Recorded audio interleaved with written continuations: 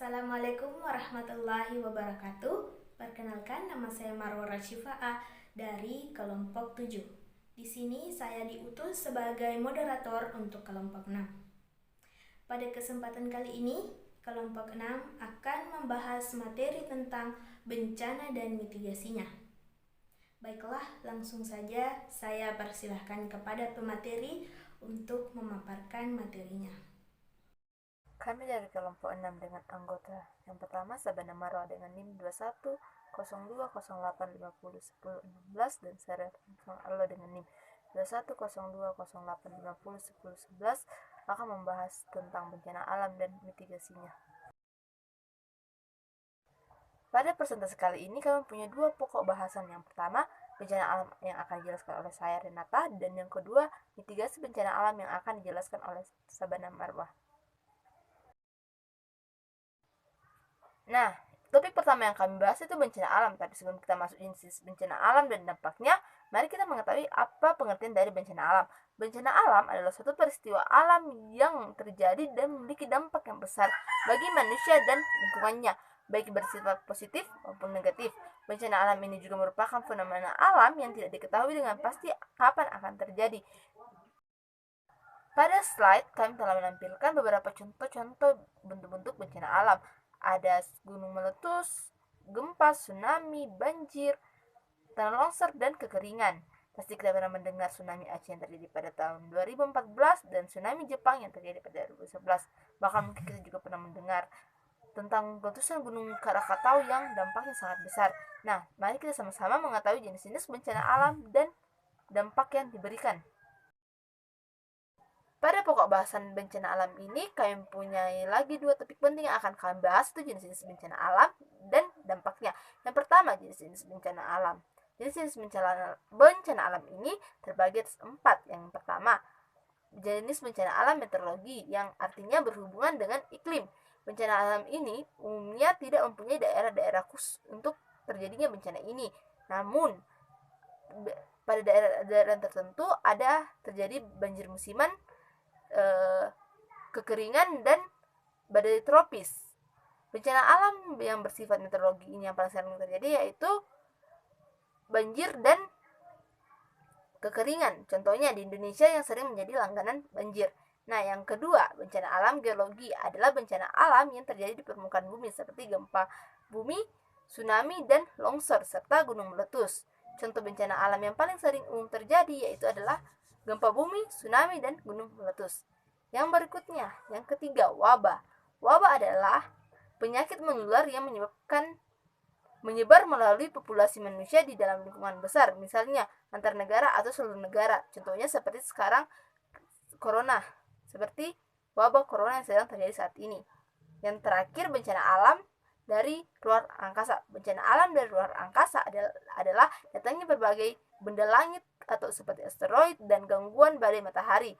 Meskipun dampak asteroid yang berukuran kecil tidak berpengaruh besar, namun asteroid kecil ini bila terjadi dalam jumlah yang sangat banyak, sehingga dapat mengakibatkan berpotensi menabrak bumi.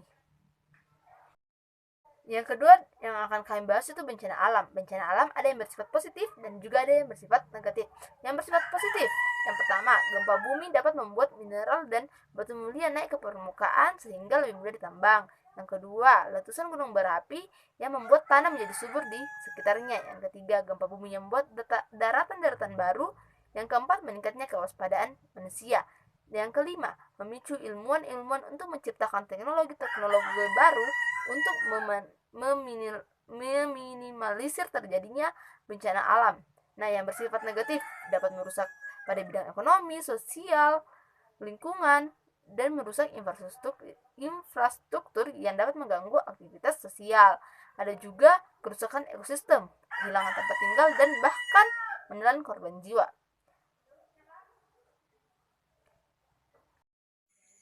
Yang kedua, ada mitigasi bencana. Mitigasi bencana merupakan suatu upaya yang dilakukan untuk mengurangi resiko dan dampak yang diakibatkan oleh bencana terhadap masyarakat di kawasan rawan bencana, baik itu bencana alam, bencana ulah manusia, maupun gabungan keduanya dalam suatu negara atau masyarakat. Adapun jenis-jenis mitigasi bencana. Mitigasi bencana dibagi menjadi dua jenis. Ada mitigasi struktural dan mitigasi non-struktural. Mitigasi struktural itu merupakan upaya dalam meminimalkan bencana dengan membangun berbagai prasarana fisik menggunakan teknologi. Misalnya, dengan membuat waduk untuk mencegah banjir, membuat alat pendeteksi aktivitas gunung berapi, menciptakan early warning system untuk memprediksi gelombang tsunami, hingga membuat bangunan tahan bencana atau bangunan dengan struktur yang direncanakan sedemikian rupa sehingga mampu bertahan dan tidak membahayakan para penghuninya jika bencana terjadi sewaktu-waktu. Sedangkan mitigasi non-struktural merupakan suatu upaya dalam mengurangi dampak bencana melalui kebijakan dan peraturan. Contohnya UUPB atau Undang-Undang Penanggulangan Bencana, pembuatan tata ruang kota, atau aktivitas lain yang berguna bagi penguatan kapasitas warga. Adapun strategi mitigasi bencana yang terbagi menjadi 4. Hal ini dilakukan agar upaya mitigasi bencana dapat terkoordinir dengan baik. Yang pertama, ada pemetaan. Pemetaan menjadi hal terpenting dalam mitigasi bencana, khususnya bagi wilayah yang rawan bencana. Hal ini dikarenakan sebagai acuan dalam membentuk keputusan antisipasi kejadian bencana. Pemetaan akan tata ruang wilayah juga diperlukan agar tidak memicu gejala bencana. Yang kedua, ada pemantauan.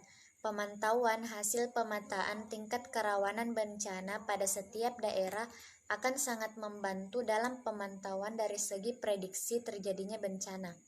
Hal ini akan memudahkan upaya penyelamatan saat bencana terjadi.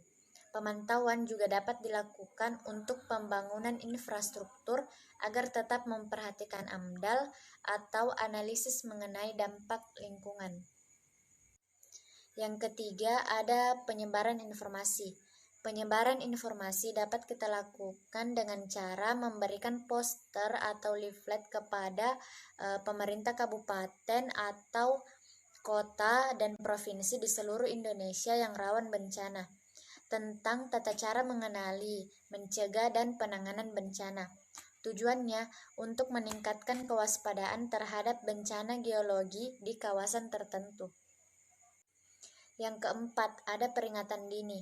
Peringatan dini untuk memberitakan hasil pengamatan kontinu di suatu daerah yang rawan bencana, dengan tujuan agar masyarakatnya lebih siaga. Peringatan dini tersebut disosialisasikan kepada masyarakat melalui pemerintah daerah dengan tujuan memberikan kesadaran masyarakat dalam menghindarkan diri dari bencana. Peringatan dini dan hasil pemantauan daerah rawan bencana berupa saran teknis, pengalihan jalur jalan entah sementara atau seterusnya, pengungsian, dan saran penanganan lainnya. Demikianlah pemaparan materi dari kelompok 6. Semoga apa yang mereka sampaikan dapat kita mengerti.